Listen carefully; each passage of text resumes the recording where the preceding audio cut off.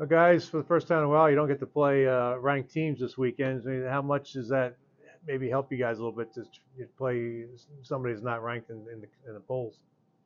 Uh, yeah, Quan, do you want to start? Yeah, I Okay. mean, I think obviously our league is so tight and every game matters.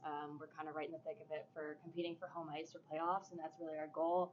We know going into every weekend, every game is a playoff game, and that's really our mindset. So even though there may not be a number next to their name, like in our heads, we know it's a big game regardless. Maren?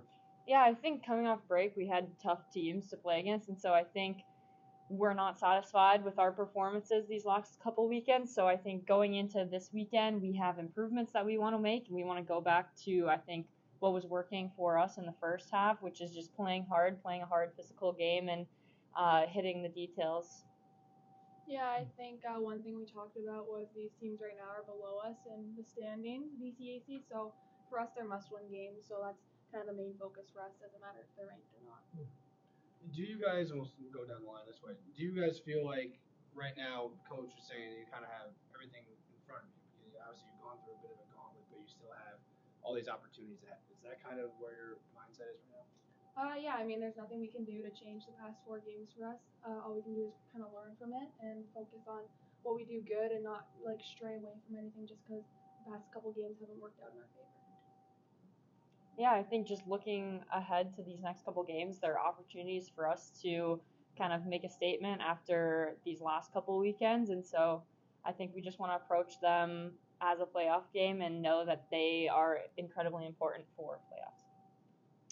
Yeah, I agree with what these two said. I think every day is a new day for us, even coming into practice. You know, each week we have a goal, and going into the weekend, we want to try and accomplish that goal. But obviously, we've got playoffs coming up, and we really want to be hitting our stride by the time that time of the season rolls around. So everything is just a building step for us. Well, I mean, you probably guys are probably sick of me talking about the last couple of years, but how important is it to come away this weekend with 2 wins and maybe put that talk aside that the second half collapses that you guys had the last couple of years? Yeah, I think it's incredibly important, but I think from our mindset, we're not even thinking about last season's. That's out of our mind. I think we're treating this as a completely new season, new team, and so I think going into the next coming games, we're not thinking about past records. Instead, we're just thinking about the future and where we want to go with the program. So. Maddie? Yeah, I completely agree with Maren. There's nothing we can do to change what has happened in the past, so all we can do is look forward. And Tony has even said, like, we're not the same group that we were, like, especially even last year with what happened. Like, he's like, forget about it. We have this year to worry about, so we're not even thinking about it. You've beaten these two teams earlier in the season here at Messa Rink. What's going to be the key to completing the sweep? Like I said, they're must-win games for us. So just going back to what made us successful, especially in the first half against these two teams, and I think we'll be just fine. Amanda, for you, I mean, do you have family down in the LA area in California? I mean, what has been like the dealing with that? Have you been on your mind at all? Yeah, it's definitely been on my mind. It's honestly heartbreaking. You know, you scroll through social media and the news, and that's really the first thing you see.